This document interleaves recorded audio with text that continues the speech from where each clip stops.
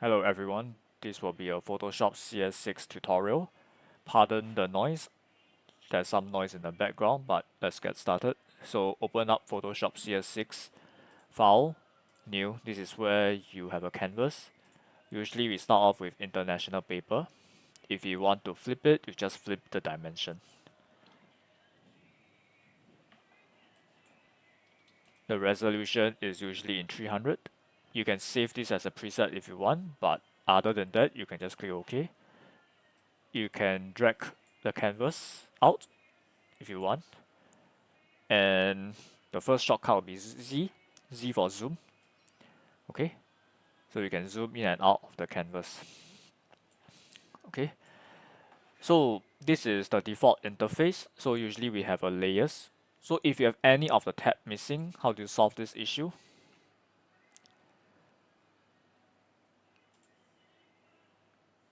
So usually we go to Window, Workspace, go to Painting, Windows, Workspace, Essentials. So this will give you the default. So this is a technique used if your Photoshop interface is messy when you open it up. And if there are some things that are still missing, you can go to Windows, find what you need. Like for example, layers. Layers is being clicked on, so that's why you see layers. So if I want a history tab, I can just go to history and the history tab will appear. Okay, so usually when you have a blank canvas, you will have a background. So you click on this icon here, it will give you a new layer. And B for brush, okay, so you can start painting or start drawing. E is to erase.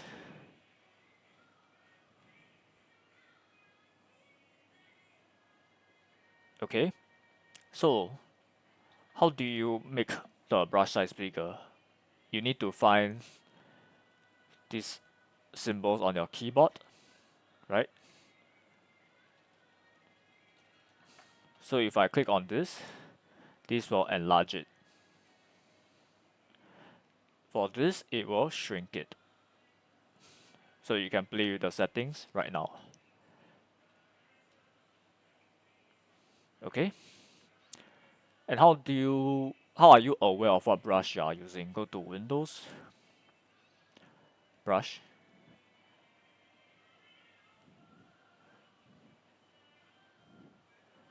Okay, so let's see what settings we can play with.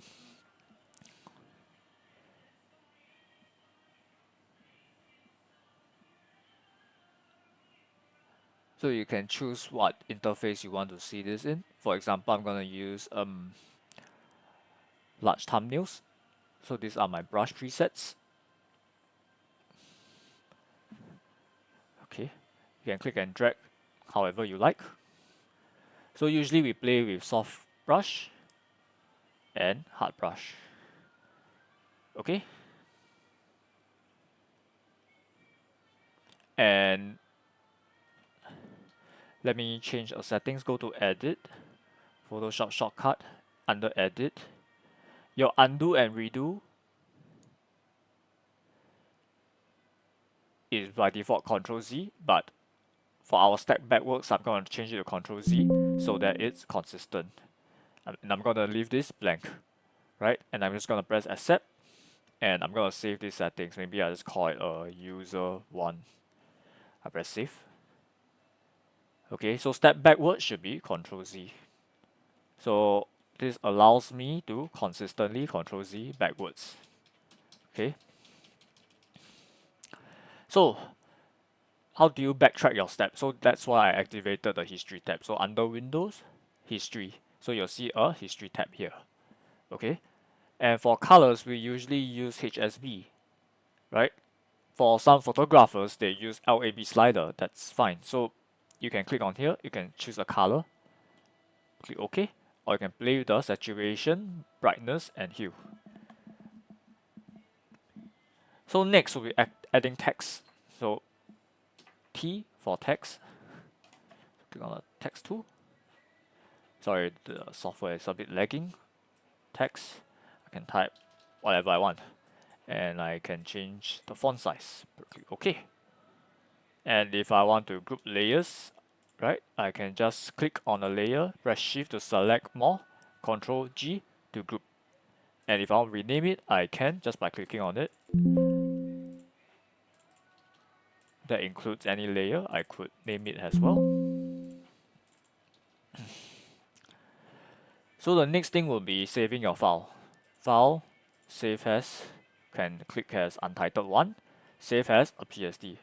So this will save it as a documentation file. So how do you export an image? Let's find out. Export, or maybe save for web. Yeah. So it will be alternate shift control S, save for web. Change it to JPEG. I change the quality to 100. So preset JPEG or PNG, but preferably JPEG, quality of 100. And I click save. And I just click untitled one, save. And it should be saved. So let me check my PC under documents. So as you can see, the PSD file and the JPEG is here.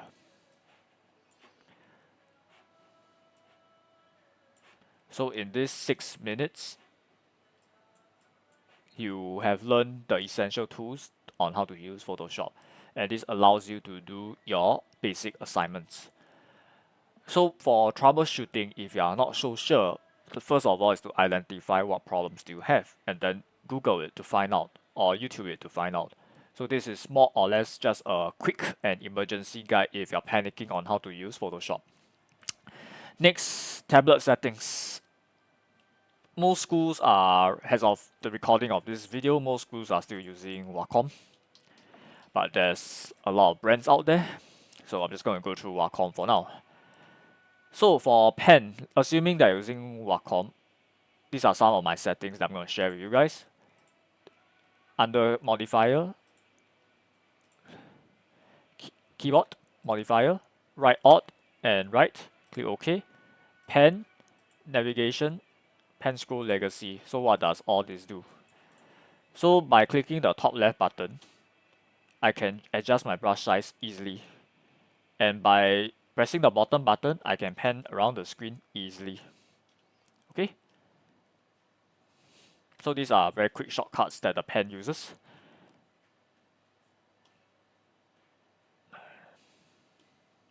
Okay, so you can adjust the soft and firm grip, pen pressure, according to your tablet settings and the control of your medium. Mapping. Usually we use Windows Ink and we force proportion. Identify and do remember to identify which monitor you are using. For example, I'm a left-hander, so I have to change the express key orientation to right. Okay, but if you are left-hander, just stick to express keys left. Alright. Functions, because we don't want to confuse ourselves, that's why under options I disabled all the tablet buttons. So this is how you disable it. Okay, including touch, I disable everything. Okay, so I'm just gonna disable it again, disable all, press OK. Right, so this is how you keep it short and simple.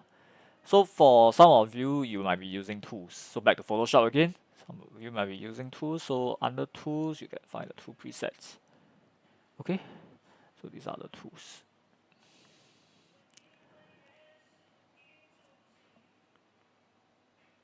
So if you choose to watch more of this video, so this is where I'll go through the sidebar settings, right? Maybe I'll draw a circle.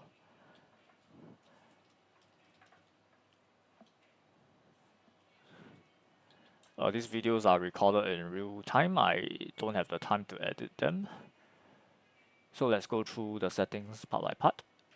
Usually for this key here, the shortcut is V, right? And clicking on it again, I choose it to layers and I auto select. So this allows me to identify which selection I'm selecting. Like for example, here, I'm gonna click on this enlarge. It jumps to this layer. If I want to click on this weird creature, it will jump to the appropriate layer.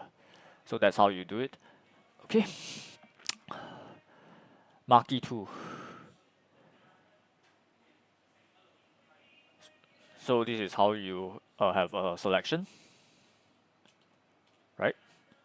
Press Shift to include more selection. Control D is to deselect. Lasso. So usually we lasso a lot of things at once. So under the selection here, we click on this. This allows me to continuously lasso things. Once again, Control D is to deselect. So these lasso tool and magic wand tool are what a lot of artists like to use. Lasso tool shortcuts L, magic wand W. So magic wand, yeah, gonna include this as well. So I can choose more selection. Tolerance. The higher the tolerance, the more sensitive the magic wand will be. Weird naming, but anyways. Sample all layers. So this allow me to easily select more things at once. Okay. So Control D to deselect. So this you have to practice using this too. So magic wand once again. So some artists when they magic wand things and they paint it in. So let's say I create a new layer. I can drag it down. I paint it with maybe green.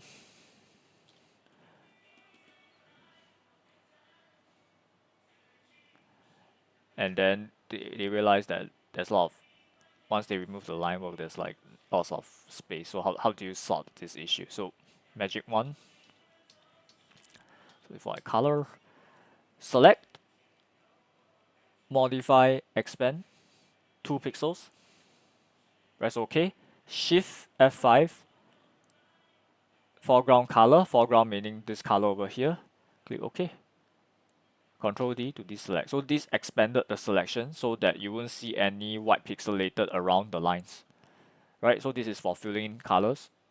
C is for crop tool. Okay. Color picker. So let's say I am lazy to choose a color again. So I just I to color pick, sample all layers, and it will choose this color. I click it's black. Okay. So back to marquee tool. Right. Press G for gradient. Okay. So this is the transparency. Click OK.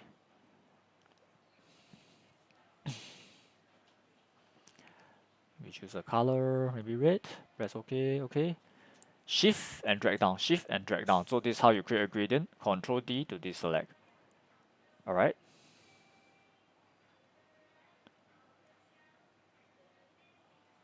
So smudge tool is for you to smudge the edges. Dodge tool is to make things brighter. Burn tool is to darken things. You'll be using it in digital painting at a later stage of your journey. Shape tools are all here. There's line tool. There is ellipse tool as well. Okay, pen to pen around the canvas, or you can press space bar. Z is to zoom in and zoom out. X is to switch between foreground and background color. Okay.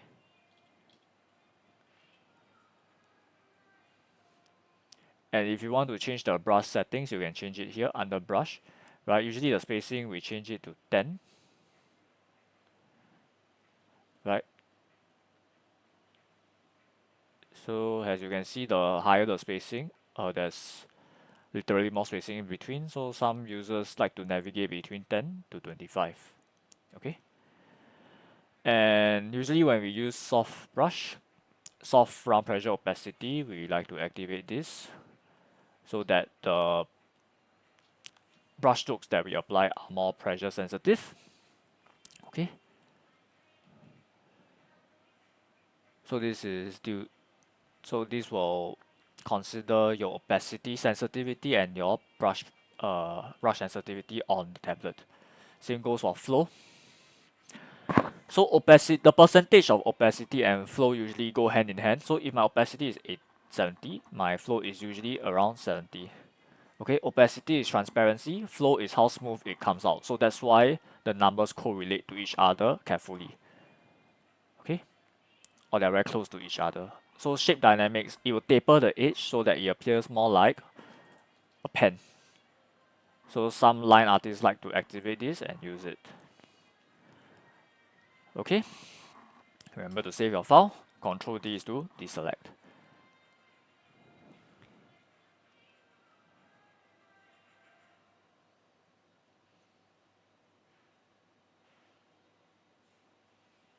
And you can flip image horizontal here. Boop. But you have to flip it back. Boop. Yep. And that's it for this tutorial. This is technically an emergency tutorial. If you're panicking, you can watch this. And if there's any other doubts, you can clarify with your classmates or your other lecturers, or you can just Google and YouTube it for a quick fix. Thank you.